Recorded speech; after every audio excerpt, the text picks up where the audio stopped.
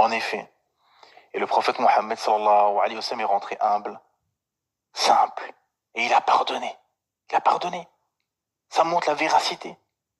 C'est pour ça que beaucoup de Qurayshis se sont convertis après la conquête de la Mecque. Parce qu'ils ont vu le bon comportement, ils ont vu la justice. Ils ont vu qu'eux n'étaient même pas capables d'arriver à la cheville de ce qu'ont fait les croyants et de ce qu'a fait le prophète Mohammed sallallahu alayhi wa sallam. Et alhamdulillah, ils ont vu de la justice, de l'honnêteté. Comme les fameux versets dans la sourate Yusuf, où il a dit, je vais faire comme Yusuf et je vais vous pardonner. Comme il a pardonné à ses frères. Subhanallah azim. Il a pardonné à tout le monde. Parce que ce qui compte, et c'est le but de sa mission, c'est de répandre la vérité. Le but, c'est de répandre la vérité. Les combats, les expéditions, le sang qui coule, la mort, c'est des moyens qui sont des derniers moyens. Voilà. C'est les derniers moyens quand on n'a pas d'autre solution. Mais le but, c'est de propager la vérité, de réveiller les gens, d'élever les gens intellectuellement, spirituellement. Et c'est ce qui s'est passé dans l'Empire musulman pendant des siècles, les siècles qui ont suivi. C'est ce qui s'est passé, la science est propagée, la bienséance, la justice. Le monde musulman est un pôle de science, de recherche, de lumière.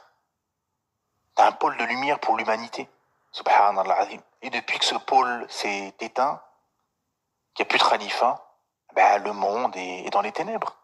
Malgré les technologies, malgré ce matériel illusoire, l'humanité n'a jamais été autant dans les ténèbres, avec l'indécence, la pauvreté intellectuelle, spirituelle, les voyous, les racailles, les mafias, la prostitution, le haram, le désordre qu'il y a.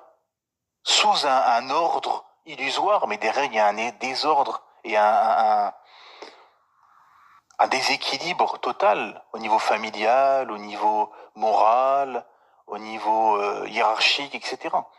Hein? Et c'est ça le but de la mission du prophète Mohammed sallallahu alayhi wa sallam.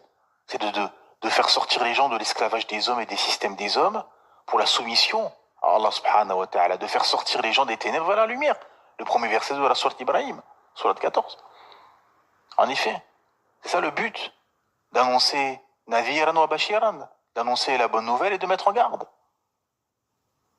De mettre en garde qu'Allah subhanahu wa ta'ala, si vous vous soumettez pas votre âme et votre nefs à Allah subhanahu wa ta'ala et à sa loi, il y a un châtiment.